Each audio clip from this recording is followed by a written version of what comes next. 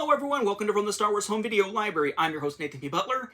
This episode wraps up 4 in a row here that were all inspired by a viewer named Parker, who pointed out some Star Wars content on some distinctly non-Star Wars releases recently that I finally had a chance to bring into my collection. We spent a couple of episodes looking at releases for Sesame Street that include 2 different Star Wars segments from that series, now on physical media on DVD from 2009 and 2012.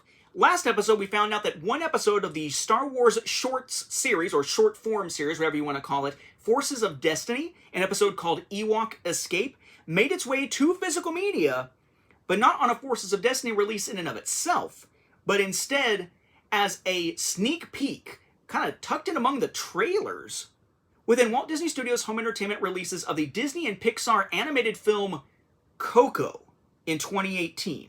Yes, Ewok Escape is one of the episodes from Season 1 that were included in Forces of Destiny Volume 1, which does mean they were included on the little extra DVD with those 2017 holiday reissues of Star Wars releases at Walmart. But aside from that, we really hadn't seen any physical releases of Forces of Destiny at all. So it was notable that not only was it actually included on a physical release in the case of Coco, but also how it was. Not as a bonus feature, but as a sneak peek, as if that episode as a whole was treated like a trailer, when it's not a trailer. It's also an interesting episode in the sense that it's one of the only ones that seem to have any type of impact on the saga, though the only impact is in explaining how and when Leia received the clothing that she wears in the Ewok village after they find her before everybody else shows up. Like, where did they get the clothing? Which, of course, raised the question, I'm sorry, if she has this clothing that fits her, did they measure her and do it quickly? Or do they have somebody of her size that they ate at some point and it was just left behind? The world may never know. I don't know if they've answered that in canon. Maybe they do in, from a certain point of view, Return of the Jedi, perhaps. But suffice to say, that one episode with the infamous line, "What are you doing?" One of the worst line deliveries in that entire animated series, perhaps in all of animated Star Wars, perhaps in all of Star Wars, shows up on releases of Coco. As I'm tripping over my words a little bit here with my allergies and everything. But it was on all the releases, as we saw in the last episode, of Coco from 2018. I showed you guys the multi-screen edition, the Ultimate Collector's Edition, that's neither Ultimate nor a Collector's Edition, and the DVD release, plus the exclusives from Target and from Best Buy. I do not know if there's a Walmart exclusive from that time also. If so, I'll need to at some point get my hands on it.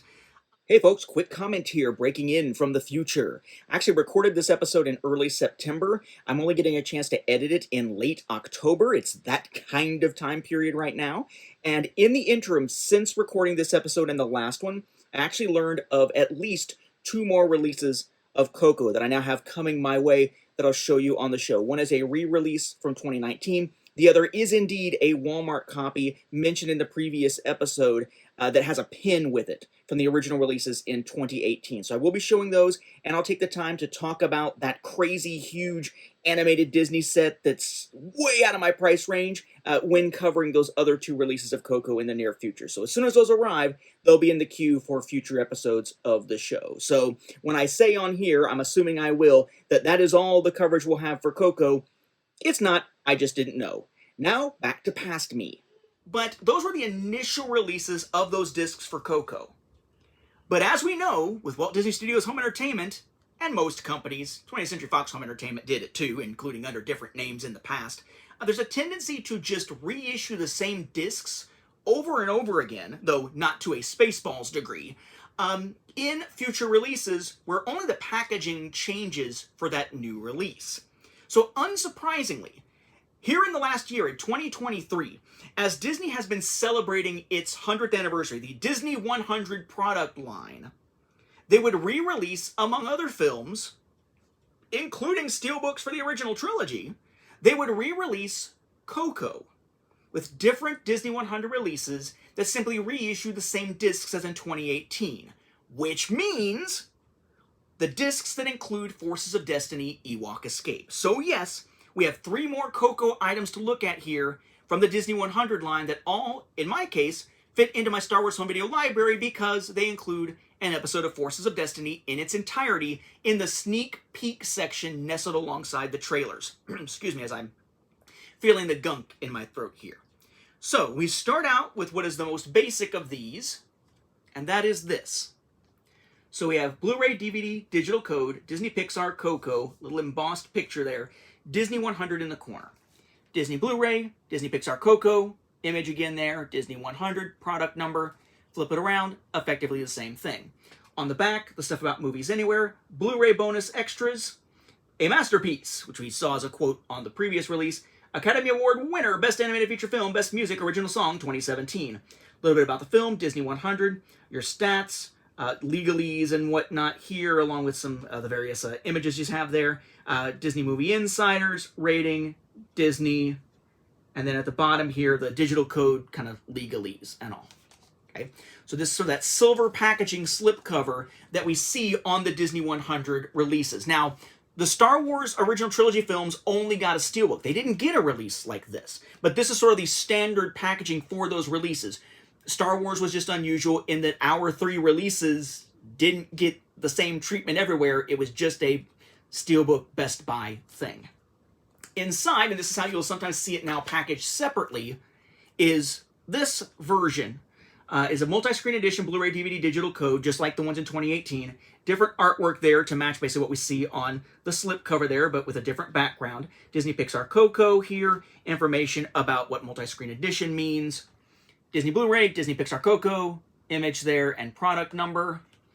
And then the back, sort of rearranged, but the bonus extras, a masterpiece, UPC, information about it, Academy Award winner, information about Movies Anywhere, cast crew information, the various legalese, and images down there. You look inside, and you've got your code slip for Movies Anywhere and Disney Movie Insiders. Weirdly enough, mine has 2 in it for some reason, and both of them had codes on it, unlike one of the ones we saw last time where I had 2 slips and one of them had no code. They're really slipping when it comes to their slip insertion here. But if you actually look inside to see what is in it, it is the bonus features disc that we saw last time with nothing Star Wars related.